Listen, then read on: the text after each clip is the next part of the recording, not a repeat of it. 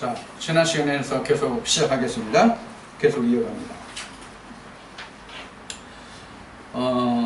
어딜 봐주시냐면 창세기 여러분들 성경 있으면 교재보다는 성경을 좀 펴주시기 바랍니다.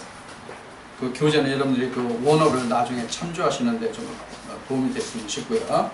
그냥 성경으로 들어가겠습니다. 어디 말씀을 지금 보느냐면 지금 3장 15절까지 지금 마쳤잖아요. 3장 15절 16절까지 했잖아요. 근데 이제 3장 15절까지 이제 3장 16절부터 말씀을 보겠습니다. 3장 16절 말씀에 보면은 또 여자에게 이르시되 내가 네게 잉태하는 고통을 크게 더하리니 네가 수고하고 자식을 낳을 것이며 너는 남편을 사모하고 남편은 너를 다스릴 것이니라 하시고, 이렇게 되어 있어요. 3장 16절이었습니다. 지금 3장 16절을 보면 우리가 세상적인 사람 살아나가는 관계로 보면, 율법적인 관계로 보면 남자와 여자의 주종관계를 말할 수 있죠. 그래서 이 말을 인용한 사람들이 참 많아요. 특히 남자들이. 여자가 어디 까불어, 하나님이 뭐라고 그랬나, 이렇게 말하는 사람들이 많거든요. 그런데 이것은 사람의 남자와 여자, 즉 자카르와 네케바의 주종관계를 얘기하는 게 아니에요. 그게 아니라 남자 하나님과 사람과의 관계예요. 사람은 반드시 하나님을 섬겨라, 그런 말이란 말이에요. 하나님을 섬겨라, 그런 얘기예요. 근데 우리가 이 말씀에서 다른 한 가지를 더 살펴보고자 해요. 뭐냐? 잉태의 고통이냐 해산의 고통이냐 하는 얘기예요. 오늘의 신약에서조차 창세기 3장 15절을 원시 복음이라고 하면서 창세기 3장 16절에 기록한 잉태의 고통을 해산의 고통으로 본다 이거예요. 목회 현장입니다. 무슨 얘기인지 이해하시겠어요? 해산의 고통이라고 한단 말이에요. 해산의 고통. 그럼 해산의 고통과 잉태의 고통이 우리가 어떤 관계가 있는가 하는 것을 우리가 보겠습니다. 해산의 고통과 잉태의 고통이 어떤 것이 있는가 하는 것을 보겠습니다.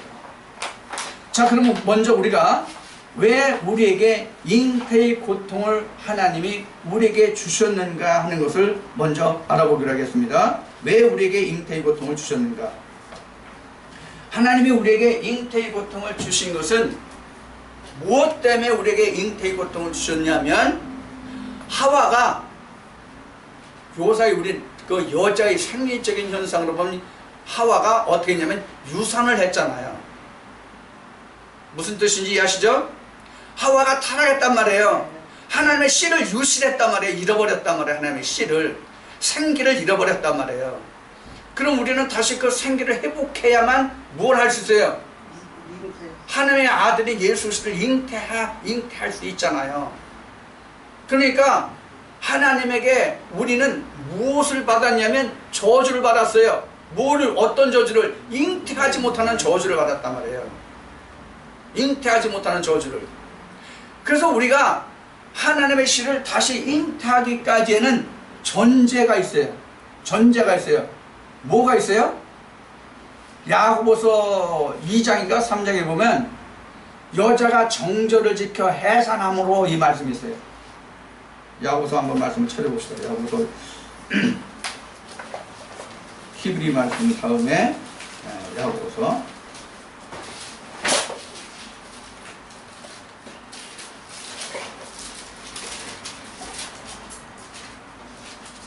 말씀입니다.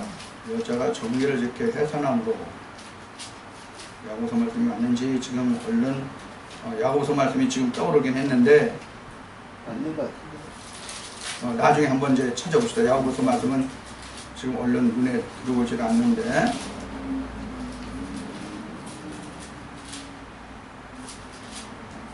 자, 말씀을 실시간에 좀 다시 한번 찾아보려고요. 여자가 정결을 지켜 해산함으로 이런 말씀이 있는데, 우리가 먼저 해산을 고통을 하지 않으면 안 돼요. 우선 순서는 잉태를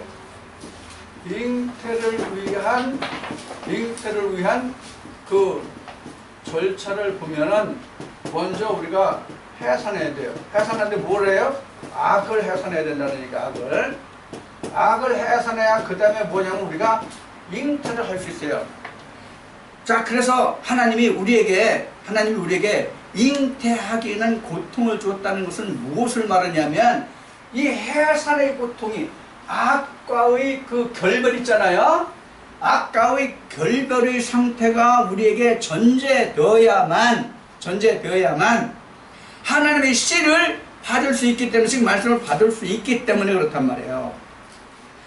자, 이것이 바로 뭐냐면 앞에 우리가 창세기 3장에서 하와의 그 타락, 그로 인해 가지고 아담까지 죽게 된 것을 우리가 앞에 말씀을 살펴봤죠. 그 말씀을 살펴봤는데 하와에게 선악과를 따먹었다는 얘기는 뭐냐면 악이 들어갔다는 얘기거든요. 악이 거기에 하나님의 생기는 빼어내고 거기에 악이 들어갔다는 얘기란 말이에요. 거기에 악이 들어갔기 때문에 먼저는 어떻게 해야 돼요? 그 악을 빼내야 된단 말이에요. 쉬운 얘기로 어떤 여자가 남편이 있고 밖에 남자가 있는데 밖에 남자의 씨를 내가 잉태했어요. 이게 예를 들어서 악이라고 한다면 그 악을 해산하지 않으면 본 남편의 씨를 잉태할 수 있냐고. 그 받지 안 되잖아요. 똑같은 이치란 말이에요. 지금 하나님과 세상의 씨가 있는데 세상의 씨가 내게 잉태되어 있단 말이에요. 세상의 씨가 내게 잉태되어 있는데 그 씨를 해산하든지 아니면 유출을 해버리든지 해야 그 다음 임신할 시기가 내게 다가오잖아. 그 과정을 얘기하는 거란 말이에요. 지금 이게 잉태의 고통이라는 것이 왜 잉태의 고통이냐, 이런 얘기를 지금 우리가 나누고 있는 거예요. 그래서 우리에게 먼저 하나님의 생기가 빠져나가고 다른 남편의 씨가 왔기 때문에 그 씨를 먼저 다 빼내지 않으면 하나님의 씨가 내게 절대로 안 들어와요. 그래서 남편과 밖에 남자가, 예를 들어서 여러분들에게 설명을 드린 이유가 그거에 쉽게 이해하라고요. 자, 그래서 성경 호세아 말씀에 보면은 본남편이라고 나와요. 본남편. 본남편. 요한복음 4장에서도 수가성여인, 사마리아 여인 수가성여인으로 야, 내 남편이 내 본남편이 아니다, 내 남편이 아니다 라는 말씀과 같이 이 본남편을 다 내쫓아야 된단 말이에요. 본남편을 다른 남편은 본남편이 아닌 그 남편, 다른 남편을 다 내쫓아야 된단 말이에요. 그렇기 때문에 우리에게 해산의 고통이 있다는 거예요. 그 다음에 잉태의 고통이에요. 자, 그래서 우리가 지금 우리가 지금 이 살펴보는 지금 이 잉태의 고통이라는 것은 왜 우리에게 오는가를 지금 설명드리고 있어요. 왜 우리에게 잉태의 고통이 있느냐? 내게 먼저 악을 밭갈아 엎어버리지 않으면 안 돼요. 이 악을 밭갈아 엎는다는 얘기는 호세아 말씀에서 나오고 이사야 말씀에도 나와요. 먼저 악을 밭갈아 엎어야 된다는 얘기예요.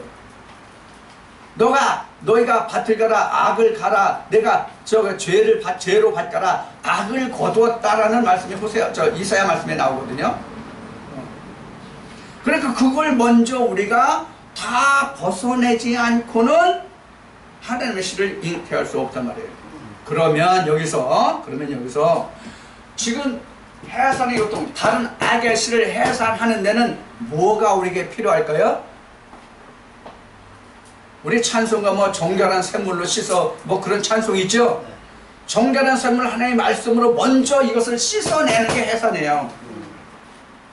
그러니까 해산도 내가 해산할 수 있는 게 아니라 하나님의 성령이 오셔서 나를 깨끗게 씻어 주셔야 돼요.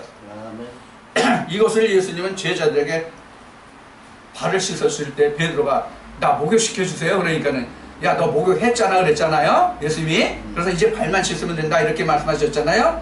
이게 바로 뭐냐면 성령 세례가 이게 바로 죄를 씻어내는 거예요. 그 다음에 언약이 내게 잉태할 수 있단 말이에요. 그러니까 내가 먼저 악을 해산해서 정결한 처녀로 돼야만 그 다음에 하나님의 씨, 성령 씨가 내게 잉태해서 예수 그리스도를 낳을 때까지 내가 신앙생활하면 내가 하나님 나라에 가는 거예요. 그 아들에게 얹혀서. 내가 천국 가는 게 아니라 예수님께서 내 손 붙잡아 이끌어 가시니까 가는 거예요. 내가 그에 붙은 자가 되어서. 다들 내가 천국 간다고들 자꾸 얘기했는데 내가 천국 못 간다고 말씀을 드렸어요. 자, 그래서 지금 우리에게는 무슨 고통이 우리에게는 먼저 일어나냐면 잉태의 고통이 일어나는데, 잉태보다 먼저 악을 해산하는 그 고통이 와야 돼요. 자, 그래서 우리가 악을 해산하는 고통을 겪어서 내가 잉태하게 되면 그 다음에 우리가 하나님의 백성을 낳는 데는, 이런 얘기 해도 되려나 모르겠네.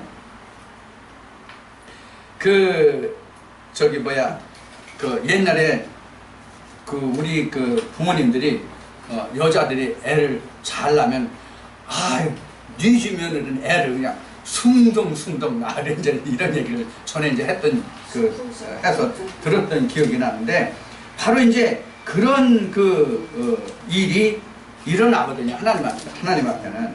자, 그 말씀을 좀 지금 찾아보려고 그러는데, 하나님이 우리에게 잉태하는 고통을 주시지만은, 하나님이 우리에게 잉태한 다음에 해산하는 것은 상당한 쉬움을 우리에게 줘요. 이 말씀이 어디 있는가를 지금 찾아보는데 오늘은 말씀이 참 안 찾아지네. 잘. 자민을 순산했더라. 그 말씀이 어디 있지? 갈라디아. 아니, 갈라디아 아니, 구약에 있어요. 이사야 66장 7절을 보겠습니다. 펴놓고도 얼른 눈에 들어오질 않아요. 이사야 66장 7절 말씀을 보면, 시온은 구루하기 전에 생산하며 고통을 당하기 전에 남자를 낳았으니 이러한 일을 들은 자가 누구이며 이러한 일을 본 자가 누구이뇨? 나라가 어찌 하루에 생기겠으며 민족이 어찌 순식간에 나겠느냐? 그러나 시온은 구루하는 즉시에 그 자민을 순산하였도다. 그러나 여호와께서 가라사대 내가 임산케 하였은즉, 즉 임산은 잉태예요. 잉타케 하였은즉 해산케 아니하겠느냐? 내 하나님이 가라사대 나는 해산케 하는 자인즉 어찌 태를 닫겠느냐 하시니라. 이 말씀이. 그래서 우리가 지금 먼저 악을 해산하는 고통을 겪은 다음에 잉태는, 그렇게 되면 사실 쉬워요. 순산도 쉬워요. 그래서 잉태하는 고통이라는 것은 실제 잉태하는 고통이 아니라 악을 해산하는 고통이에요. 사실은 악을 해산하는 고통이란 말이에요. 그 악이 좀처럼 내게서 나가질 않아. 얼마나 끈질긴지. 응?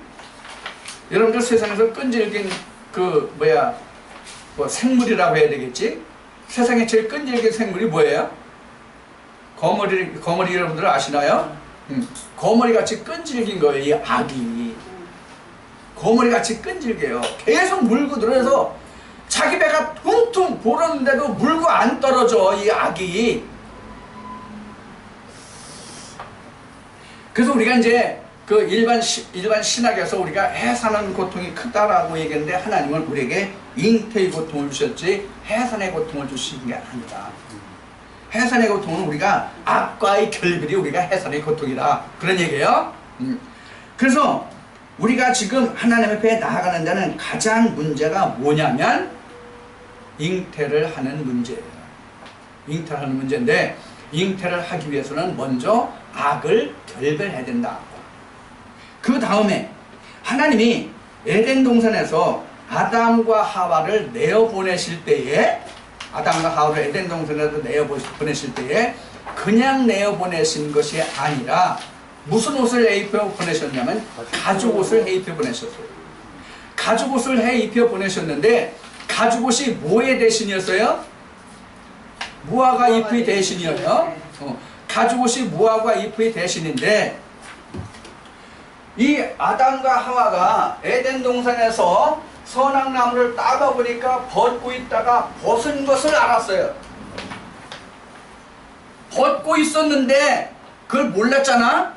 몰랐다가 선악 열매를 먹고 선악나무 열매를 먹고 벗은 줄을 알고 무화과 잎으로 치마해서 가렸단 말이에요. 근데 옷을 입으려면 아랫도를 입으려면 어디에 걸쳐요? 허리에 걸치잖아요. 그래서 허리에 띠라고도 나온 거예요. 자, 그런데 성경에서 허리 의미가 뭐냐면 힘의 근원입니다. 힘의 근원, 힘의 원천을 얘기합니다. 그래서 하나님의 힘이 허리에 있다, 그런 뜻이거든요. 그래서 이제 신약에서 그 후손들을 말할 때 저들이 아브라함의 허리에 있을 때, 즉 아직 세상에 태어나지 않았을 때를 조상의 허리에 있을 때 이렇게 표현하거든요. 그래서 허리는 바로 힘의 근원입니다. 그런데 이 힘의 근원은 좀 이게 저 나쁜 표현으로 하면 남녀의 생육관계를 얘기해요. 생육관계를 얘기하거든요. 자식의 번성 생육관계를 얘기해요. 그래서 힘의 근원. 그래서 이제 그 장자를 성경에서 설명할 때 뭐라고 얘기해요? 그 아비의 힘의 근원이다, 이렇게 얘기하거든요, 성경의 표현이. 그러면 우리가 성경에서 말하는 허리가 뭐예요? 성경에서 말하는 허리가 뭐예요? 힘의 근원, 허리가 하나님이에요. 그래서 우리에게 띠거든요, 띠. 그 진리 띠가 나오잖아요. 갈라디아서에 에베소서인가 보면은 그 허리, 하나님의 진리 허리 띠가 나오잖아요. 복음의 신도 나오고, 그 다음에 그 복음의 말씀, 투구 다 나오죠. 성령의 검 이렇게 나오잖아요. 그게 바로 하나님이 우리에게 허리가 되는 거예요. 힘의 근원이 되는 거예요, 우리에게. 하나님이 우리에게 힘의 근원이 되는 거예요. 그래서 띠라고 하면은 우리에게는 성령의 힘, 하나님의 역사를 얘기하면 됩니다. 그렇게 인식하면 됩니다. 그래서 이제 하나님이 에덴 동산에서 아담과 하와를 내보내실 때에 무화과 치마에서 뭐로 하나님이 바꿔주시냐면 가죽옷으로 바꿔줘요. 가죽옷으로 바꿔줘요. 그래서 이 가죽옷이 여러분들 거기에 설명이 되어 있는지 모르겠는데, 이게 헬라어로는 케토나트라고 해요. 그래서 이것이 이제 요한복음 19장에 보면 예수님이 십자가에 달실 때 정병들에게 군병들에게 붙들려 가지고 그 겉옷과 속옷을 뺏기고 제비 뺏고 그러잖아요. 거기 보면 예수님의 그 옷과 속옷이 나오는데, 요한복음 19장에 나오는데, 이 옷은 히마티온이고 속옷은 키톤인데, 이 키톤이 바로 지금 창세기 3장에서 가죽옷을 해 입혔더니 케토나트와 같습니다. 70인역에게 케토나트로 되어 있는데 신약에 와서 이것이 키톤입니다. 자, 이 키톤이 우리가 이사야 그 말씀에 보면은 의의 옷이 나와요. 이사야 60 몇 장인가?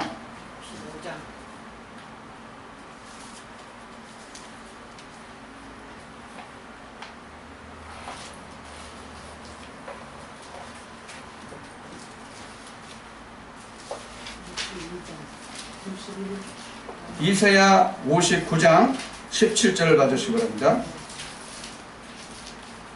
이사야 59장 17절 말씀을 보면은 그 열심으로 입어 겉옷을 삼는다라는 말씀이 나옵니다. 17절 말씀입니다. 이사야 59장 17절. 의로 호심경을 삼으시며 구원을 그 머리에 써서 투구를 삼으시며 보수로 속옷을 삼으시며 열심을 입어 겉옷으로 심으시고, 이렇게 나왔죠. 자, 그래서 이게 이사야 61장을 또 보겠습니다. 이사야 61장 이사야 61장 10절 말씀을 보겠습니다. 이사야 61장 10절 말씀에 보면 내가 여호와로 인하여 크게 기뻐하며 내 영혼이 나의 하나님으로 인하여 즐거워하리니 이는 그가 구원의 옷으로 내게 입히시며 의의 겉옷으로 내게 도하심이 신랑이 사모를 쓰며 신부가 자기 보물로 단장함 같게 하셨습니다. 이렇게 해서 거기 보면 구원의 옷과 그 다음에 의의 겉옷이 나오죠. 이게 하나님의 말씀이란 말이에요. 즉 예수 그리스도란 말이에요. 그래서 지금 이 히마티온과 지금 키톤을 요한복음 19장 아주 찾아봅시다.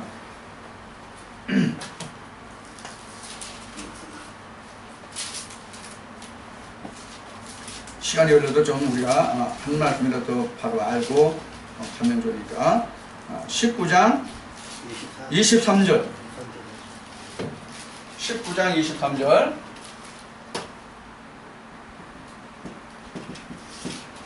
여기 보면은 옷과 속옷이 나오는데 옷은 히마티온이고 키톤이 속옷이고 이래요.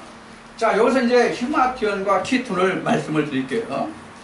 여러분들 출애굽을 해서 이스라엘 백성들 중에 레위 족속이 하나님을 섬기는 자들이 됐잖아요. 오늘날 얘기하면 목사 직분을 수행하는 자들이 제사장 직분을 수행하는 레위 족속이 됐잖아요.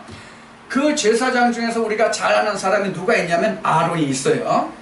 아론이 하나님이 그 제사장 목장을 어떻게 만들라고 모세에게 자세히 설명하시고 그 만든 옷이 바로 뭐냐면 히마티온이에요. 이게 제사장복이에요.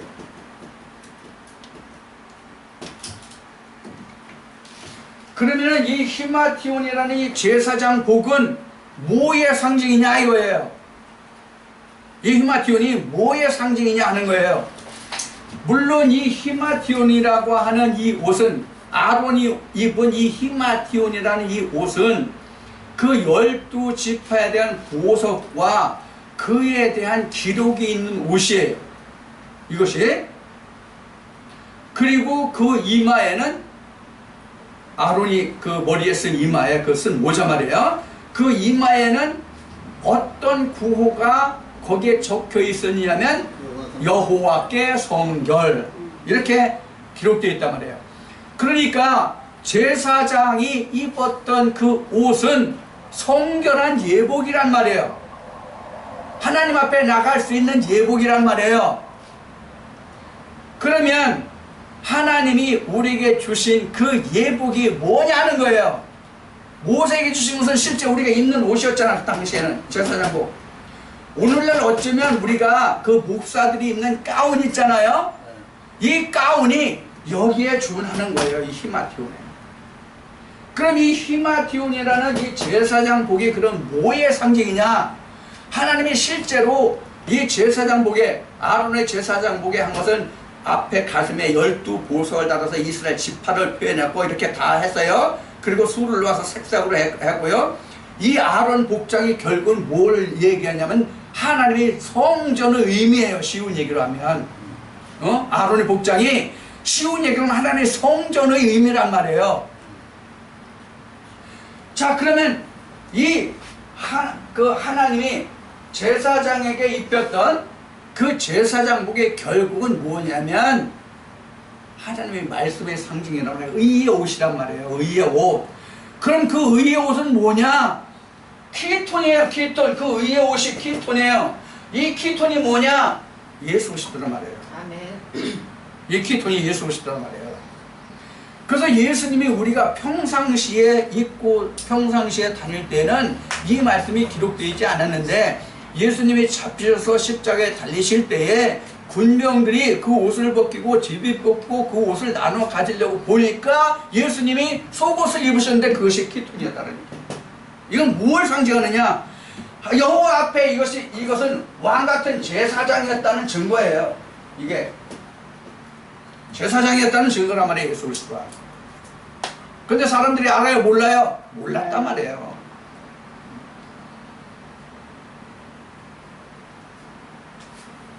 자 그러면 여기서 히마티온과 키톤의 차이점을 좀 알아보자고요. 히마티온은 각종 색깔과 수놓고 정교하게 만들어서 한 옷이거든요. 그러니까 사람의 손으로 바느질이 필요했던 옷이 바느질이 필요한 옷이 히마티온이에요. 근데 키톤은 호지 않은 옷이에요. 즉 바느질하지 않은 옷이에요. 수공물이 아니란 얘기란 말이에요. 즉 우리가 입는 예복 예수 그리스도는 수공물이 아니다 그런 얘기예요. 하나님이 입혀주시는 옷이다 그런 얘기예요.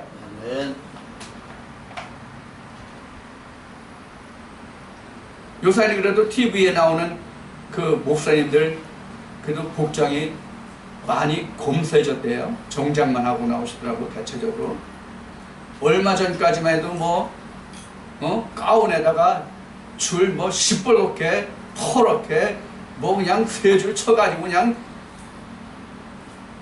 저는 사실 그거 별로 좋게 안 봤어요. 그분들에겐 상당히 죄송한 말이지만은 그거 좋게 안 봤어요. 왜 좋게 안 봤냐면 예수님이 2000년 당시에 오셔가지고 바리새인들이 이런 옷을 입고 다니는 이 바리새인들을 얼마나 힐난하셨어요. 자꾸 그 옷을 입은 모습을 보면 그 말씀이 연상되는 거야. 나도 모르게 자꾸. 그분들이 어떠해서 내가 그것을 좋게 보지 않았던 것이 아니라 그 말씀이 자꾸 연상이 돼가지고 그 모습이 좋게 안 보였더라 하는 얘기예요. 이것도 어찌 보면 하나님 말씀 안에서 외식일 수 있어요. 자, 우리는 지금 아담과 하와를 보면서 우리는 스스로 옷을 입으려고 그래요. 자꾸 스스로 옷을 입으려고 그래. 하나님이 지어주신 옷을 입어야 된단 말이에요. 우리는. 근데 하나님이 아담과 하와에게 해주신 옷이 가죽옷이었어요. 이 가죽옷이었기 때문에 이 가죽옷을 벗는 모습으로 드러난 게 뭡니까? 가죽옷으로 입힌 이 상태를 벗어나는 형상을 보여주신 게 뭐예요? 여러분들 동물에 번제할 때 가죽 벗겼잖아요.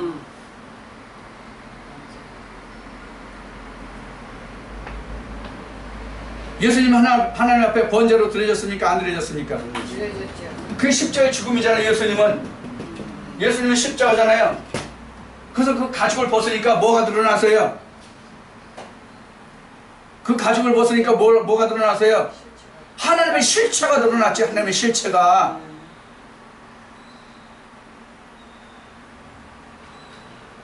그래서 그게 키톤이에요. 그래서 우리는 하나님 앞에 내가 무화과 나무로 잎을 자꾸 입으려고 하지 말고 벗으면 하나님이 나를 입혀주신단 말이에요. 벗으면. 그래서 우리는 벗는 노력을 해야 돼. 제가 전에 집사 때에 이런 얘기를 들었어. 어느 그 기도원에서 집회를 하는데 어느 목사가 그랬다네. 겉옷을 벗어 그랬더니 남자도 아니고 어떤 여자가 훌떡훌떡 다 벗었대. 실제로 있었던 일이래. 그 옷 벗으라는 얘기가 아니고 하와가 따먹었던 선악과의 열매 그 옷을 벗으란 얘기예요. 그 옷을 벗어. 그 옷을. 그럼 하나님이 우리에게 이사야 지금 61장과 59장에서 본 말씀하지 하나님의 의의 옷을 우리에게 입혀주신단 말이에요. 예수 그리스도 옷 입혀주신다 그런 얘기예요. 이것이 앞 시간에 말한 요한계시록에 하나님의 하늘의 장막이 땅에 내려와서 우리 장막과 함께 관다는 뜻이에요. 이게.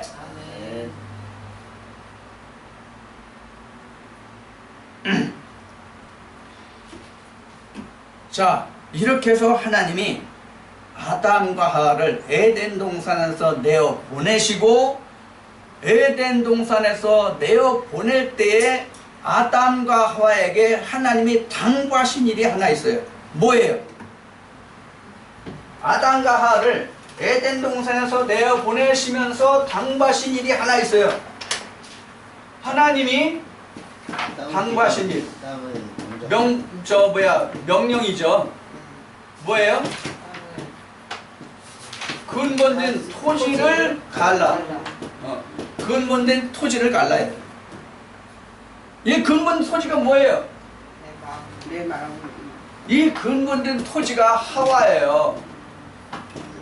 이시아란 말이에요.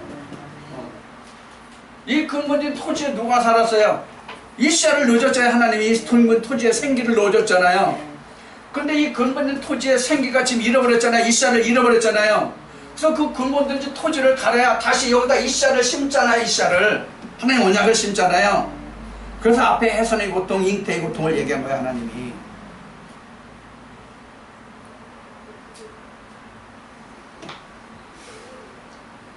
그래서 우리가 하나님 앞에 가는 것은 첫 단계는 내가 입고자 함이라 벗고자 함이에요. 첫 단계는 내가 하나님 앞에 나가는 첫 단계는 벗고자 하며, 그 다음에는 하나님이 입혀주신단 말이에요. 내가 벗고 있으면 하나님이 입혀주신단 말이에요. 의의 옷으로. 내가 입으려고 하지 말란 얘기예요. 내가 입으려고 하지 말란 얘기는 어떤 의미냐면, 나의 어떤 그 무슨 행위로 내가 하나님 앞에 의롭다함을 입으려고 생각하지 말라, 그런 얘기예요. 아멘. 예수님이 이렇게 말씀하십니다. 요한복음 4장의 말씀입니다. 수가성 여인하고 한참 얘기를 하고 있어요. 앵두나 우물가에서. 근데 제자들이 마을로 먹을 걸 구하러 갔잖아요. 그 잠시 후에 돌아왔어요. 수가성 여인은 예수 그리스도가 메시아임을 알고 자기 마을로 갔어요. 그리고 제자들 돌아왔어요. 먹을 걸 가져왔어요. 주님께 드렸어요. 주님이 뭐라고 그러세요? 나 먹을 거 따로 있다? 제자들이 뭐라고 그래요? 수근수근? 아, 누가 주님께 먹을 것을 갖다 드렸나? 주님이 이 말들을 알아차리시고 뭐라고 그러세요? 나를 보내시는 이 일을 하는 것이 나의 먹을 양식이다, 이렇게 말씀하시죠, 예수님. 그 양식을 받으란 말이에요. 그 양식, 그게 일이란 말이에요. 그 하나님의 말씀을 받아서 그 말씀을 이루어 가는 것이 지금 근본적인 토지를 가는 일이란 말이에요. 그 말씀이 없는데 어떻게 내가 쟁기질해? 그 말씀이 나를 밭가라 쟁기질해서 갈아엎게 해야지. 내가 나를 어떻게 갈아엎어 도대체가. 한 가지 예를 듭시다. 내가 지금 그 살에 종기가 났어. 내 살에 종기가 났는데 내가 내 살을 찢어서 그 종기를 짜려고 해봐. 얼마나 힘들어요. 근데 다른 사람이 짜주면 아파도 그래도 견뎌. 내가 하는 것보다는 덜 아파. 그럼 실제로 그 아픔의 정도가 다른 사람이 하면, 내가 하는 것보다 다른 사람이 하면 실제로 그 아픔의 정도가 낮아지는 거예요? 아니거든요. 이것은 무슨 얘기냐면 자기가 자기 살을 짠다는 것은 그만큼 힘들다는 거예요. 자기가 자신을 다스린다는 것은 그만큼 힘들다는 거예요. 그렇기 때문에 나를 누가 다스려주면 내가 거기에 따라가는 것이 쉽지, 내가 나를 다스리는 것은 힘들다는 얘기예요. 그러면 나를 다스려주는 이가 누구냐? 절대 주권자인 하나님이 나를 다스려주는데도 내가 순종하고 복종하지 못하겠느냐 이거예요. 그래서 사도행전에 보면은 아나니아와 삽비라가 나오잖아요. 아나니아와 삽비라가 땅을 팔았잖아요. 땅을 팔았는데 그 일부를 숨겼잖아요. 그게 뭐예요? 내가 하나님께 와서 성령을 받고도 내가 그 내 마음을 하나님께 온전히 드릴 수 없느냐, 이런 얘기거든요. 그 땅이 실제 그때는 사도들은 땅이었겠죠. 그럼 오늘날 우리에게 땅은 뭐예요? 우리 마음이잖아요. 우리 마음의 일부를 하나님께 숨기고 내가 하나님 앞에 나갈 수 있냐 하는 거예요. 여기서 지금 아담과 하와가 선악과를 따먹고 숨었다의 의미가 감추었다예요. 감추었다. 안 따먹은 척하고 내가 그 속을 내 마음을 감춘 거야. 그러다가 하나님의 신이 내게 임하니까 내가 마음이 가책을 받거든. 그러니까 자기를 숨은 거야. 안 따먹은 척하고.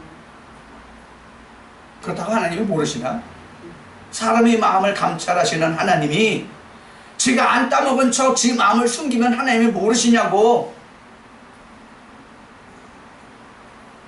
그 숨었다의 의미가 그런 의미가 들어있습니다. 오늘 찾아보면. 자, 그래서 하나님은 우리에게 근본된 토지를 가려고 하시면서 에덴 밖으로 내어보내신 거예요. 그럼 근본된 토지를 가려고 하는 이유는 뭐예요?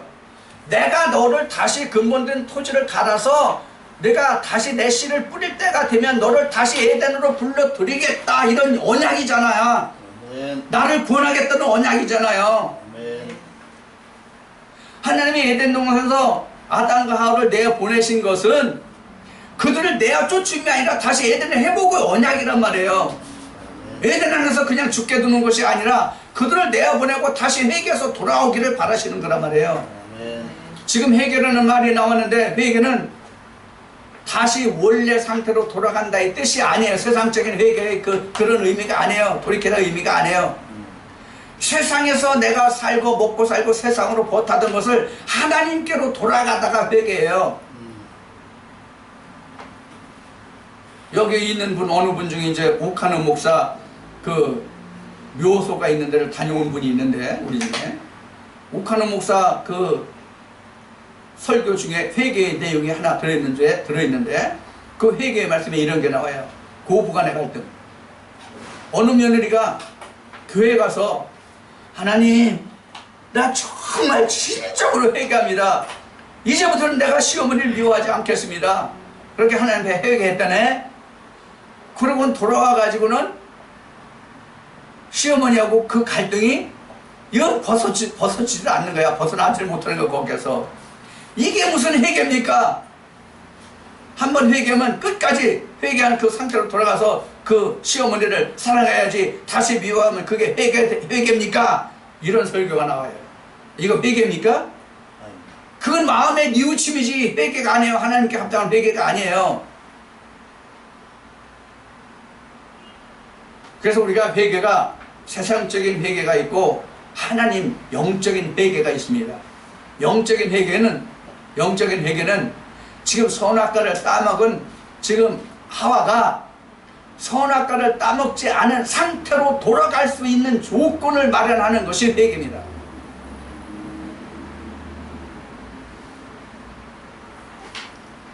자, 그래서 우리가 하나님이 아담과 하와를 에덴에서 내보내신 것은 그대로 아무런 계획이 없이 내보내신 것이 아니라 우리를 하나님이 다시 구원하시기 위한 언약이란 말이에요. 그래서 어제 첫날 첫 시간에 이야기를 했듯이 우리가 선악과를 따먹지 않은 상태로 에덴 동산이 완전히 이루어졌다면 오늘날 우리가 하나님의 이름을 부르고 하나님의 그 존귀한 존재가 우리가 드러날 수 있겠느냐 하는 문제를 우리가 생각해 봐야 돼요. 그러니까 하나님이 아담과 하와가 선악과를 따먹었다 하는 이야기는 궁극적으로 결과적으로 봐서 말을 한다면 창세기 6장의 말씀을 우리가 들어서 본다면 하나님이 본래 사람을 선하게 지으셨을 때 사람의 그 본 자체가 악한 거야. 사람의 그 본래가 자체가 악한 거야. 본래 그 악한 자체가 바로 에덴 밖에 있다는 의미란 말이에요. 인생의 자체가. 쉬운 얘기로 하나님은 인생을 지으실 때에 에덴으로 지으셨는데 사람의 그 본실상은 에덴 밖에 있는 자들아 하는 얘기와 같다는 말이에요. 의미적으로 봐서는. 그러니까 하나님은 어떻게 돼요? 어떻게 해야 하나님의 그 뜻을 우리가 이뤄낼 수 있겠냐고, 하나님의 입장에서 보면 다시 그것을 하나님의 형상으로 옮겨놔야 하나님의 뜻이 이루어지는 거잖아요. 그래서 하나님의 형상, 우리 형상대로 사람을 짓자 이렇게 된 거예요. 그래서 생기를 집어넣으신 거란 말이에요. 이 창세기 우리가 말씀을 나눌 게 너무나도 많아요, 사실은. 자, 그래서 이제 하나님이 아담과 하와를 에덴 동산으로 내보냈다 하는 얘기를 우리가 이제 창세기적으로 우리가 보는데, 창세기적이라고 하는 것은 우리가 흔히 하는 말로 호랑이 담배 피던 시절의 창세기예요. 성경 기록 속의 창세기예요. 그럼 오늘날 이 창세기라는 이 창세를 우리에게는 어떻게 접목시킬 거냐 하는 거예요. 이 부분 우리에게 중요한 사항입니다. 이게 바로 말하면 장로교에서 예지예정론에 해당하는 말씀이에요. 이 부분이 우리가 언제 우리가 하나님께로부터 택함을 받느냐, 그 창세가 언제냐 하는 거예요. 우리가 오늘날 창세전에 우리를 지명하여 불렀다 이런 그 성경의 말씀을 놓고 성경의 기록의 창세전에, 그러니까 세상의 천지 만물이 다 이루어지기 전에 하나님이 나를 아버지 그 허리에 있기도 전에 나를 지명하여 불렀다 이렇게 생각하시는 분들이 있거든요. 이게 굉장히 무식한 말이에요. 그래서 여기서 이 말씀을 통해서 우리가 창세에 관해서 좀 말씀을 정리를 하겠습니다. 우리가 지금까지 그 알아본 말씀 중에서 창세는 어느 때가 창세냐면 아담에게 생기가 들어가서 이샤가 있는 그 순간, 이샤가 생기는 그 순간, 그러니까 아담이 그 이샤를 인식하는 그 순간이 창세입니다. 아멘. 아담에게 있어서 생기가 들어가는 그 순간이 창세가 아니에요. 아담에게 이샤를 인식하는 뼈 중의 뼈, 살 중의 살하는 신앙 고백이 나올 때에 비로소 아담에게는 뭐가 생긴 거다? 창세가 된 거다. 언약이 시작된 거다. 그 얘기예요. 이게 창세예요. 우리로 보면, 우리로 이걸 접목시키면, 우리도 지금 신앙생활을 시작하잖아요. 신앙생활을 시작해서 성령이 교회들에게 하시는 음성을 듣는 자들 중에서, 그러니까 모든 자들이 다 아니에요. 성령이 교회들에게 하시는 음성을 듣는 자 중에서 누가 먼저 자기에게 하나님의 언약인 이샤를 찾아내느냐, 그 순간이 지금 우리에게 있어서는 창세예요. 이게 창세란 말이에요. 자, 우리가 성경에서 우리가 한 예를 들어봅시다. 우리가 잘 아는 사도 바울이 있어요. 그럼 사도 바울의 창세는 언제일까요? 사도 바울의 창세는 다메섹이에요. 다메섹. 아나니아가 안수에서 보게 될 때. 자, 이제 그 바울이 다메섹으로 그때도 여전히 무엇을 위해서 갑니까? 예수 그리스도를 믿고 예수 그리스도의 이름을 증거하는 자들을 핍박하고 옥에 가두고 잡아가기 위해서 다메섹을 가잖아요. 그러다가 다메섹에 가는 과정에서 바울에게 한 현상이 일어나는데, 무슨 현상은 빛과 강한 빛과 예수 그리스도의 음성이 들리는 거예요. 사울아, 사울아, 주여 네시니까? 네가 핍박하는 내가 예수다. 그 음성을 듣잖아요. 그리고 어떻게 돼요? 눈이 멀어. 눈이 멀어. 눈이 멀어. 그리고 그 시간이 얼마인지는 모르지만 나중에 하나님이 아나니아를 시켜서 아나니아에게 하나님의 성령으로 말씀하셔서, 야, 다소 사람 그 사울이라는 놈이 있는데 그 사울이라는 놈이 지금 눈 멀어서 못 본다. 그러니까 네가 가서 안수해서 그 눈의 비늘을 벗겨줘라. 이렇게 하거든요. 그 안수를 받고, 아나니아의 안수를 받고 눈의 비늘이 벗겨짐으로써 보게 되죠. 여기가 사도 바울은 진짜 뭐예요? 창세란 말이에요. 그때가 창세예요.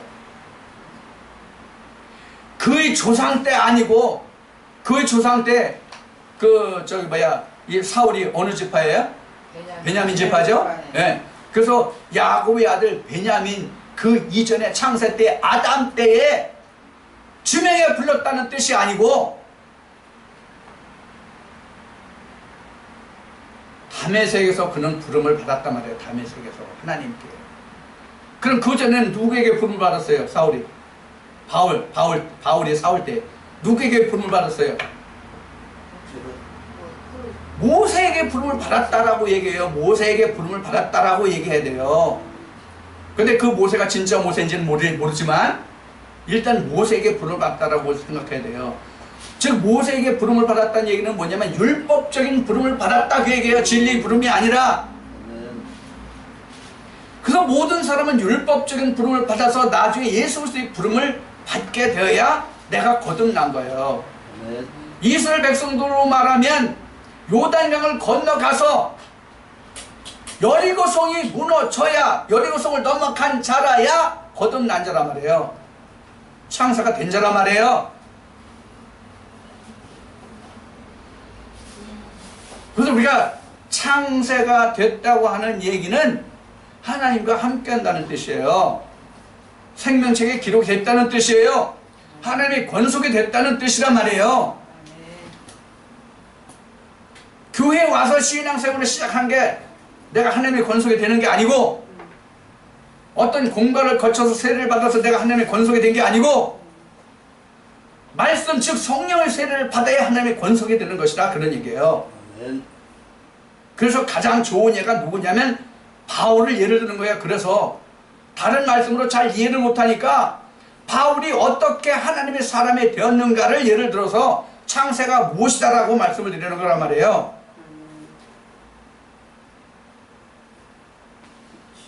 자, 이제 여기까지 우리가 좀 살펴보고 잠시 좀 쉬었다가 창세기 3장 나머지 부분과 다른 부분을 좀 말씀드리겠습니다. 좀 쉬겠습니다. 그것이